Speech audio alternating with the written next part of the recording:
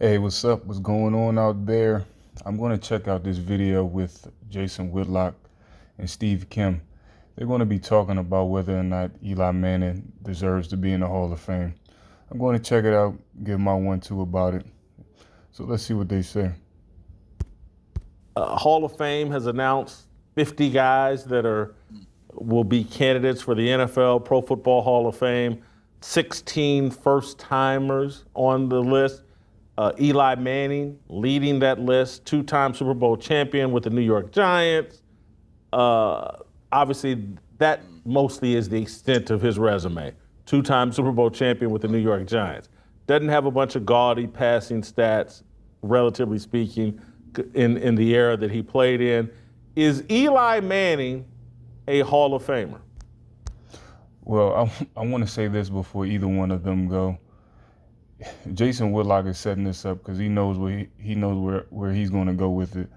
But in my opinion, definitely not. And this should be the 100% opinion of everybody who's ever watched football or played football in their life.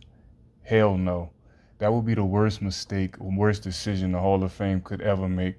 Eli Manning looked like a all-pro some days, and some days he looked like he didn't even deserve to be a starter. Like, honestly, the only thing, like Whitlock says, that he has going for him is he won the 2 rings. But in the first game, he really didn't do anything anyway. It was mainly the defense. And you can even argue that for the second game. Like, Eli Manning has never been considered like a high caliber NFL player.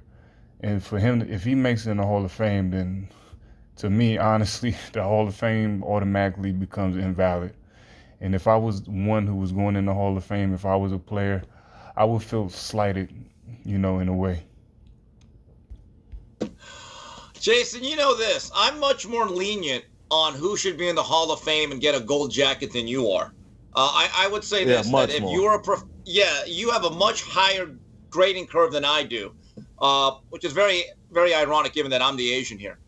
But if I was a part of that Yo, Steve Kim crazy for that one. He crazy. committee, that voting committee, when it comes to me, I would say no. And I know that probably stuns you. See, I do have standards. But, okay, so you have the 2 Super Bowls. Great achievement. There's very few quarterbacks that have 2 Lombardis in their trophy case.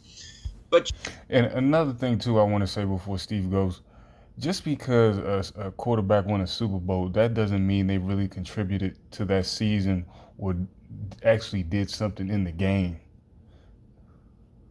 Jason, I just remember so many years where he was mediocre.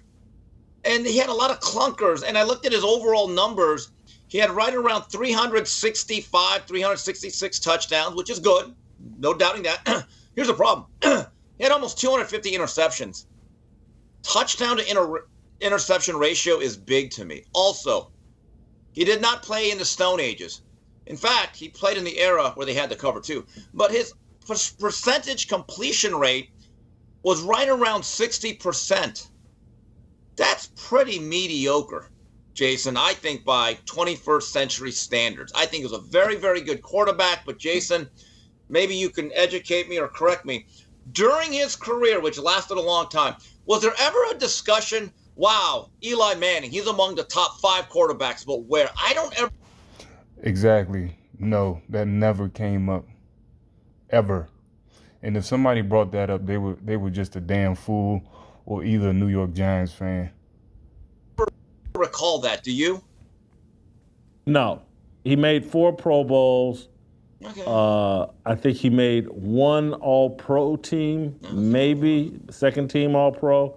He led the league in interceptions 3 times. 2007 with 20, 2010 with 25, 2013 with 27. In 2013, he played 16 games, 18 TD passes, 27 interceptions. I mean, Jeez. He's high-level Daniel Jones. Well, now wait, let's Daniel not go Jones that had far. an Jeez. elite season. That level. Yeah, I'm not going to disrespect Eli like that. Nah, don't even put him in the same category as Daniel Jones. Daniel Jones. Oh my God. Oh, I got a different one. How about a more consistent, stable Jim Plunkett? There's an argument that Jim Plunkett, with his 2 Super Bowls, should make the Hall of Fame. And the problem with Jim was the first half of his career was wrecked by being on a bad Patriot team. He got beat up, took a redshirt year with Oakland, and then Al Davis and that organization revived him. But I have a question for those who are campaigning for Eli Manning. You're right.